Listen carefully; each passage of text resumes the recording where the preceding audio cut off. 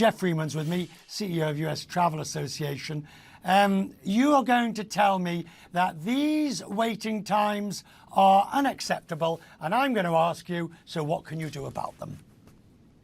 Yeah, Richard, not only are they unacceptable, they're completely counterproductive. I mean, these wait times are telling these travelers to avoid the United States. Let's face it, nobody in their right mind is going to wait 700 days for the right to do an interview to come to the United States when they've got plenty of other markets around the world that are competing for their business. And in terms of what do we do about it, that's the key. We got to compete for their business. We've got to find a way to attract these travelers to the United States. India, that wait time you mentioned of 300 and some days, it was nearly 700 days just 2 months ago. So we have it in our arsenal to figure out what needs to be done to reduce these wait times. It's absolutely critical we do that if we want to attract these travelers and the billions of dollars they spend. I wonder if there's any impetus. I mean, I've seen statements from the State Department and others who say they're working on this and bringing in people on that and all sorts of stuff being done or proposed to be done. But this is just tickling the problem. Global travel is a competition. So we may be doing stuff, we're not doing enough stuff.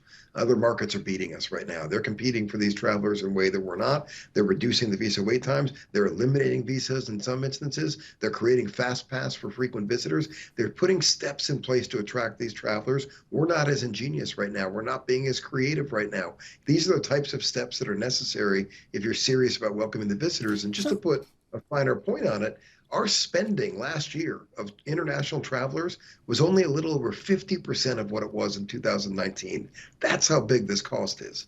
The reality is, though, that there is a feeling that the US doesn't really want or welcome. It's very difficult in many cases.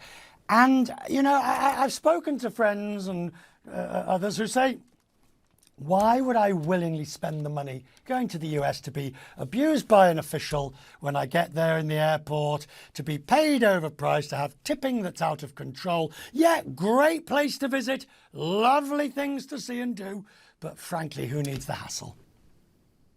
Well, you made the point. A lovely place to do things, a great place to see, right? We've got destinations that are the envy of the world from coast to coast here. We've got a great product to sell. You just can't put frictions in the way of the traveler. You do that, and they have to acknowledge the traveler has alternatives. They're taking advantage of those alternatives today. We need a federal government that understands its role in making the U.S. industry competitive. Right now, it's contributing to making the U.S. less attractive.